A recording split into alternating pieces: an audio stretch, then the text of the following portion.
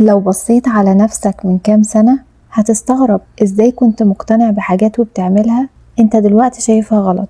وبعد كام سنة من دلوقتي هتبص على نفسك بنفس الإحساس وهتكتشف انك كنت غلط في حاجات كتير. وده مش معناه أبدا انك شخص سيء، بالعكس، كونك شايف نفسك القديمة غلط ده معناه انك بتتطور. وأهلا بيكم من جديد في ركن هادي وكتاب، ومكملين مع بعض كتاب فن اللامبالاة، وهنتكلم النهاردة عن الجزء السادس بعنوان أنت مخطئ في كل شيء وأنا كذلك. عارفين أخطر وهم بنعيشه في حياتنا إيه؟ هو إحساسنا إننا صح ومش بنغلط.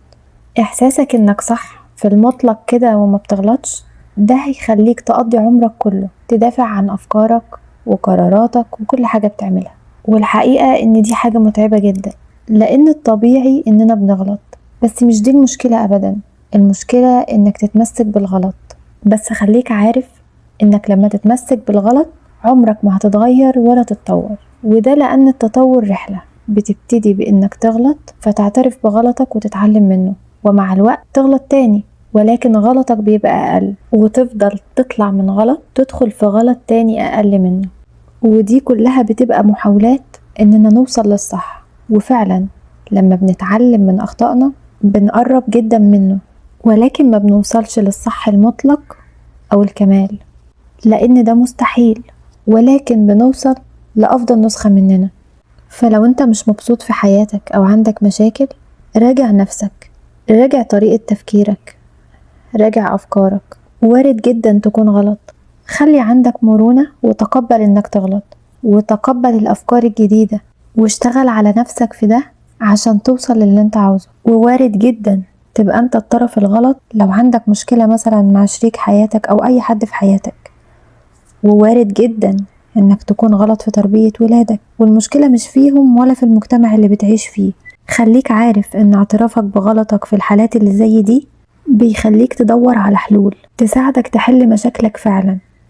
وخليك عارف انك باصص على اي حاجة بتحصل من زاويتك انت، وزاوية واحدة مش هتخليك تشوف الصورة كاملة. فوارد انك تبقى شايف غلط او فاهم اللي بيحصل غلط، وعشان كده بنقول ان اليقين ده عدو التطور. ولكن تقبلنا اننا ممكن نكون غلط ده بداية حل مشاكل كتير.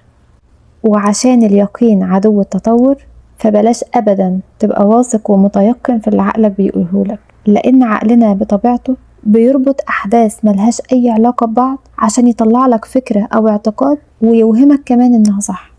وعشان نفهم الكلام ده اكتر، ذكر الكاتب تجربة عملها علماء علم النفس بانهم جابوا مجموعة من الاشخاص وحطوا كل واحد منهم في غرفة. الغرفة دي مفيهاش غير لمبة وزرار بيتحكم في تشغيل اللمبة، وكان المطلوب منهم ان كل واحد فيهم يعرف ازاي اللمبة دي بتنور. وبدأ كل واحد فيهم يجرب يضغط على الزرار مرة او 2 أو 3 فتنور معاه اللمبة. واحد تاني يحاول ينط لفوق ويلمس اللمبة فتنور اللمبة، وغير كده طرق كتير جدا.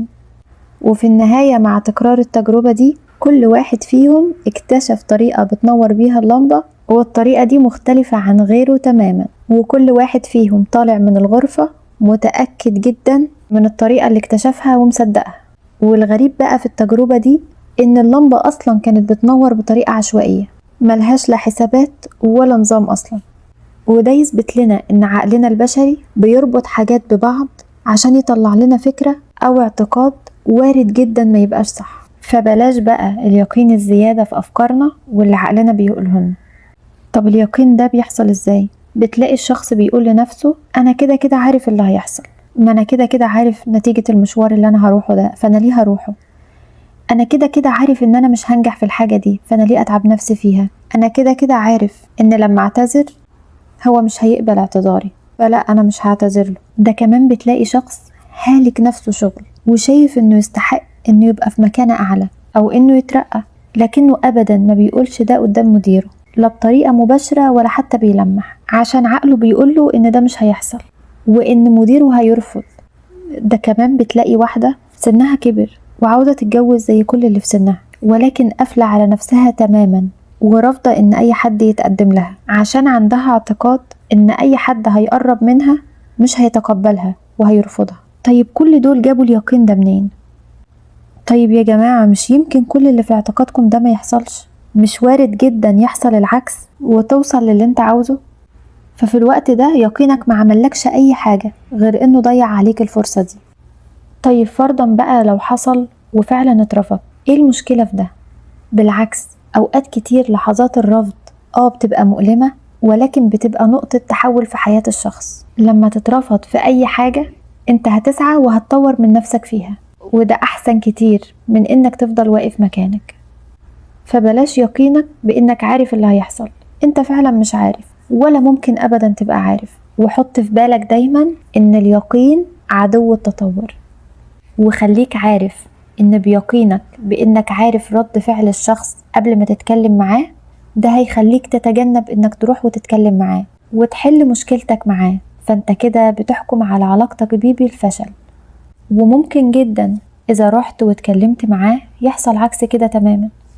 وخليك عارف ان يقينك انك هتترفض في شغل معين هيخليك تتجنب انك تروح وتقدم في الشغل ده وتضيع على نفسك فرصة انك ممكن تتقبل فيه.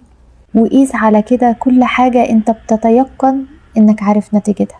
وفي النهاية، طول ما انت قادر تراجع نفسك وتغير افكارك وتكتشف انك كنت غلط في حاجات وتتعلم منها، فده معناه انك بتتطور.